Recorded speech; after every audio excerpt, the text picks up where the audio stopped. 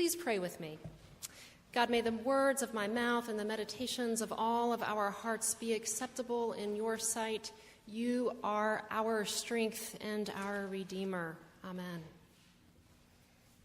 Last summer, my wife Kate and I took a trip. It was really our honeymoon trip.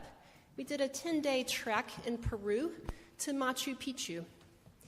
Now, there are many ways into the ancient lost city of the Incans, but the route that we were being guided along is known as the Salcantay Mountain Route. Now, Salcantay Mountain is a peak. It's a glacier-capped summit over 20,000 feet. The pass through that area is a little bit over 15,000 feet, about 15.2. So you hit the Salcantay Pass about day 5 of the 10-day trek. Your body is slowly acclimatizing to the different elevation. You're hiking a little bit more, a little steeper each day. And so we were at day 5, and it was the big day, the hardest day of hiking. The Salcantay Pass is also supposed to be one of the most spectacular views in the world of any hiking trail.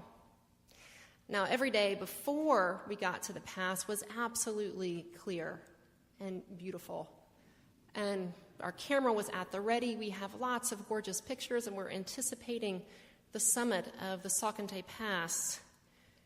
As we were climbing and breathing a little bit heavier as the air was getting thinner, well, a storm set in. A storm really, really thick, the kind that you honestly couldn't see more than 2 feet in front of you.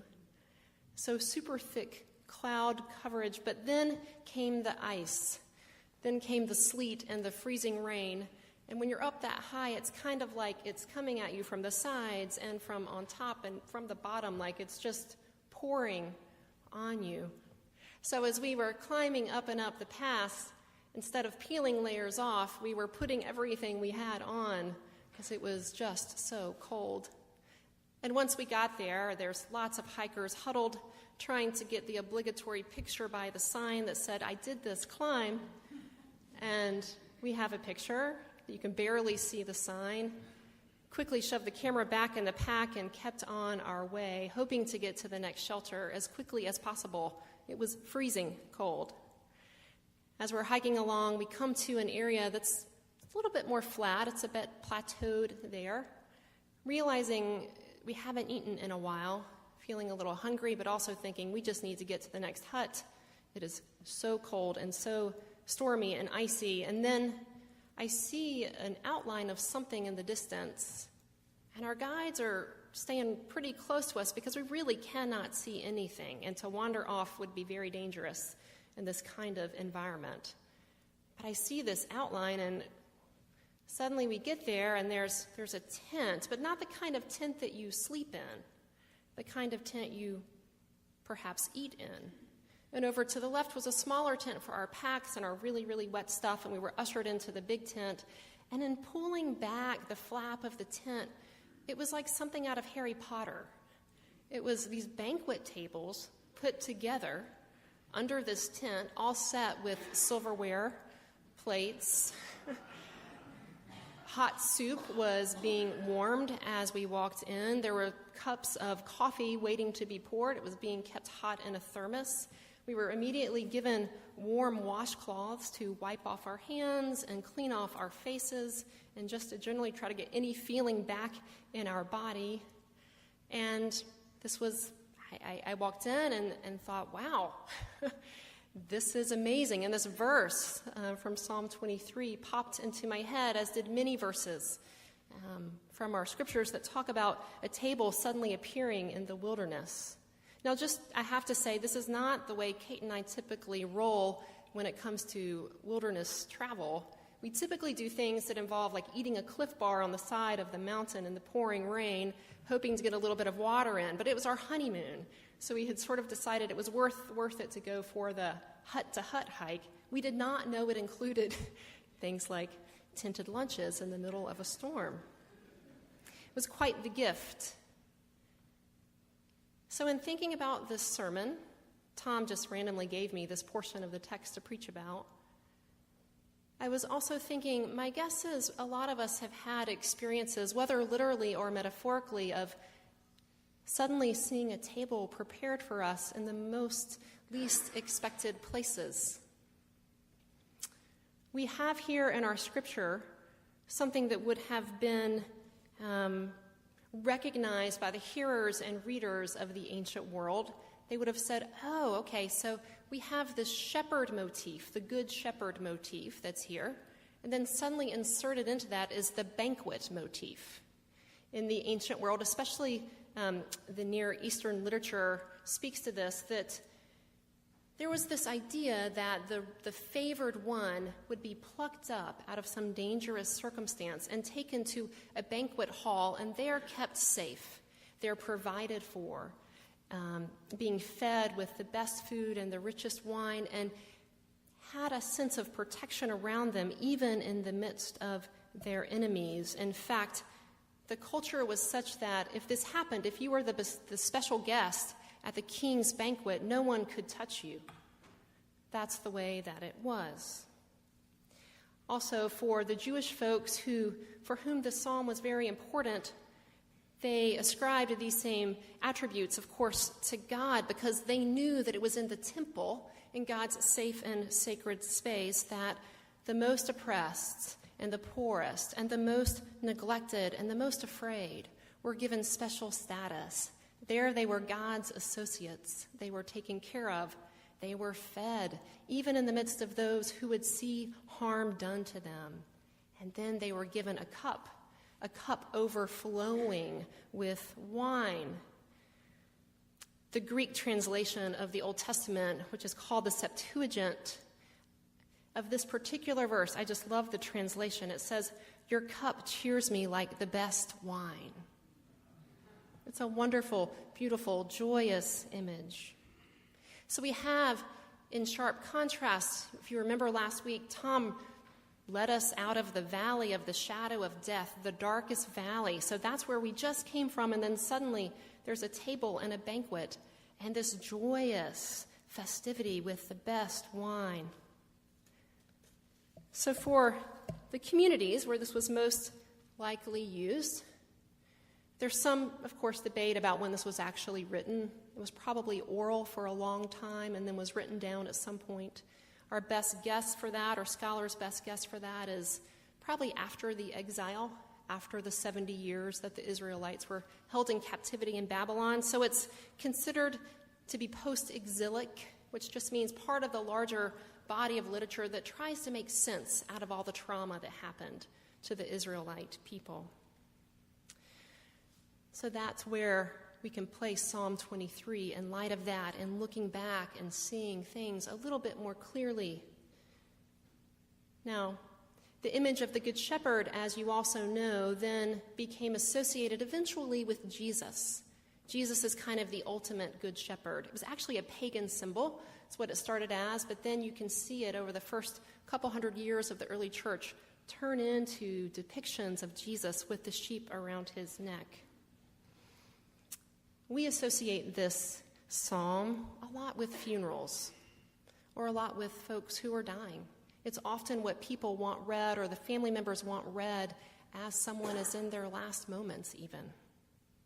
And it's beautiful and comforting for all of those reasons, but it's also actually about living. It's actually written for life and written for the living and how to live in the midst of uncertainty. And certainly, if there is anything that we know about life, it is that it is uncertain.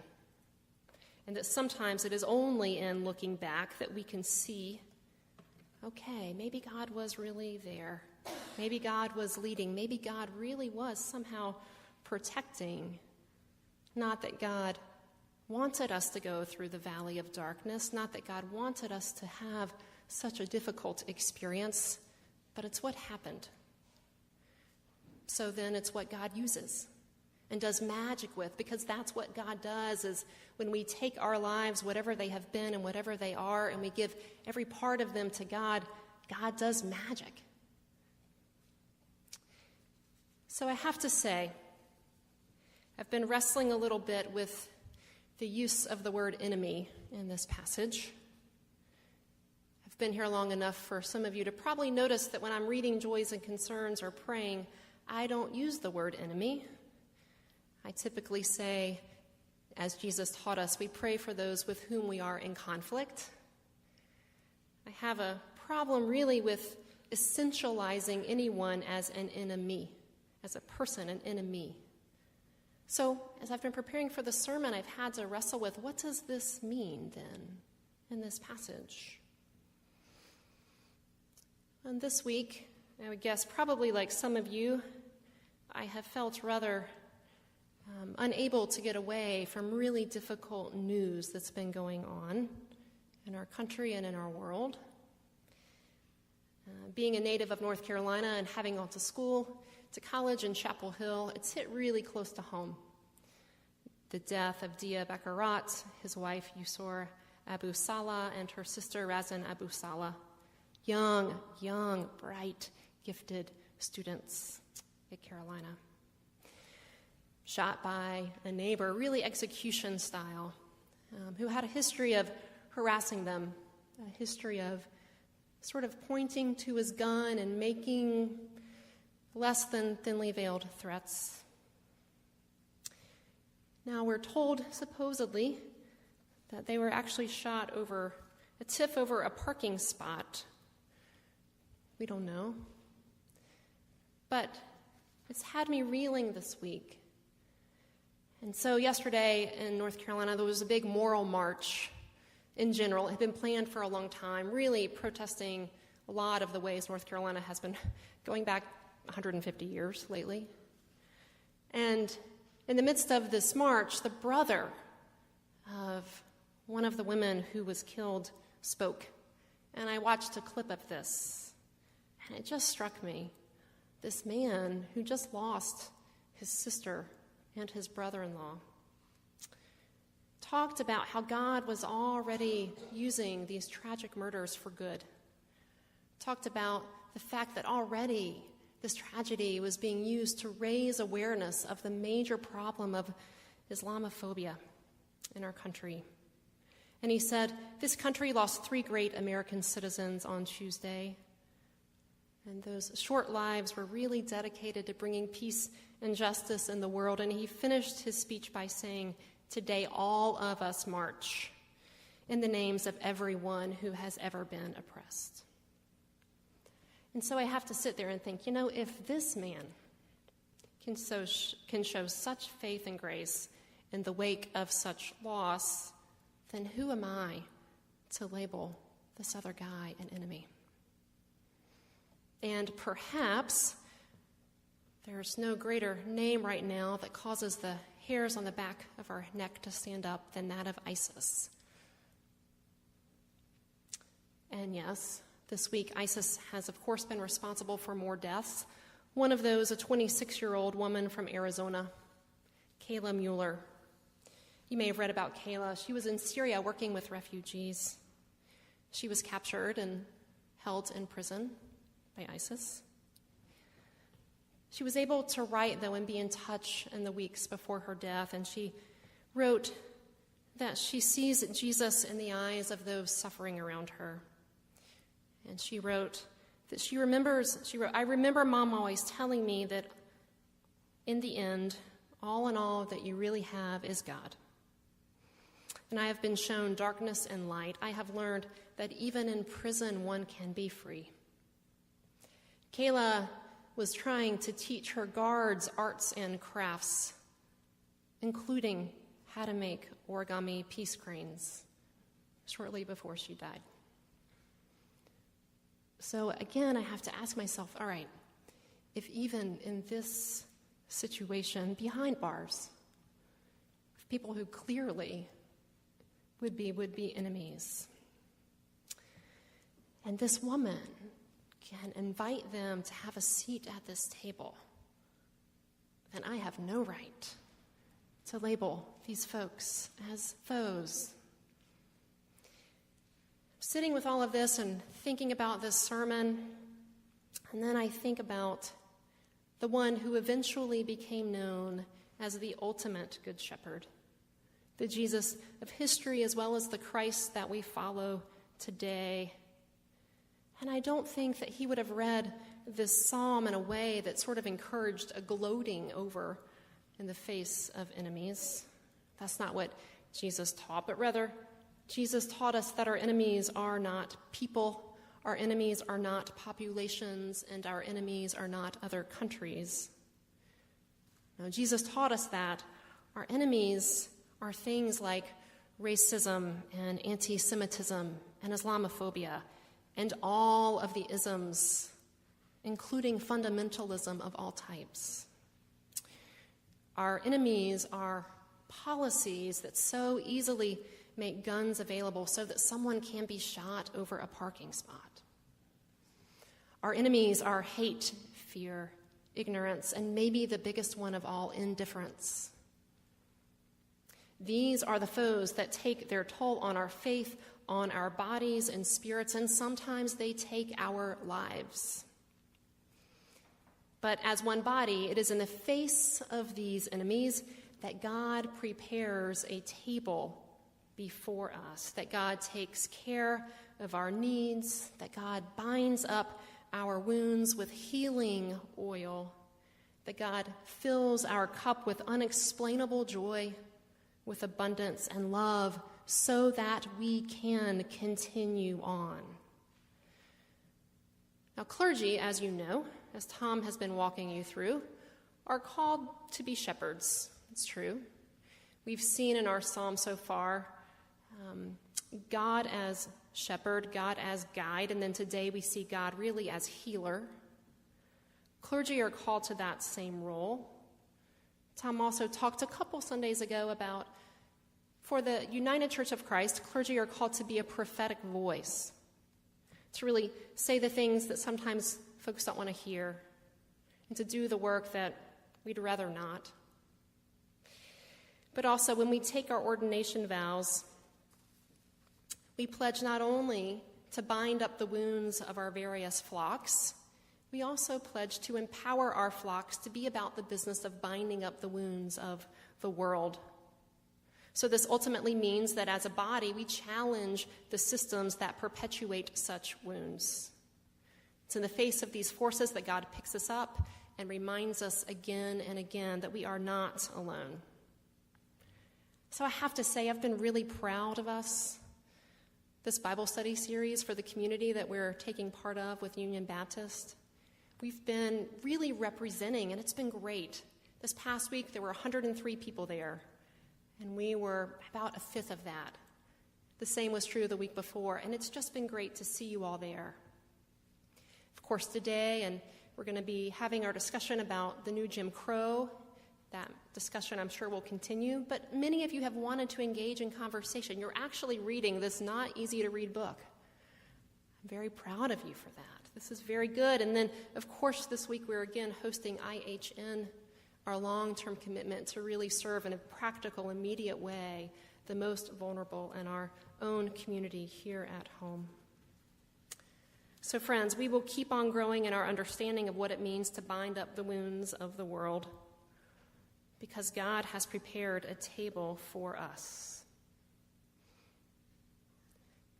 You see, as this section of the psalm ends and the next one begins, you'll notice that it's not the enemies, it's not the foes that follow the psalm writer all the days of his life, but it is goodness and mercy that follow the psalm writer all the days of his life. We've been in a liminal space, an in-between space, as a congregation for a couple of years. That space is ending. It's coming to a close. That's part of why Tom chose this psalm for us to really sit in for a month, to sort of think about where we've been, what God has done for us, and to reassure ourselves about where we're headed and certainly what God will do. So whatever your hopes and fears are about the future, know that it is always ultimately God who is our shepherd and God who has prepared the table. But also know that the table that's prepared is not the destination. It's a respite. It's a respite like Kate and I experienced that day after the Salkin Day Pass. There's a table prepared, and you can get warm there. It's where we can wipe off our faces and have our wounds tended to, so that we can keep on moving towards our destination. And our destination is nothing less than making real the realm of God on earth. Truly, nothing less than that. And that is the place where the lion and the lamb really lie down together. That's why the church exists. That's why we show up here Sunday after Sunday. And if we think the table we can barely make out in the mist today is amazing, well then you have no idea about what lies ahead. Because as it has been written, no eye has seen, no ear has heard, no human heart has conceived what God has prepared for those who love God. Because it will always be that in the end, love wins.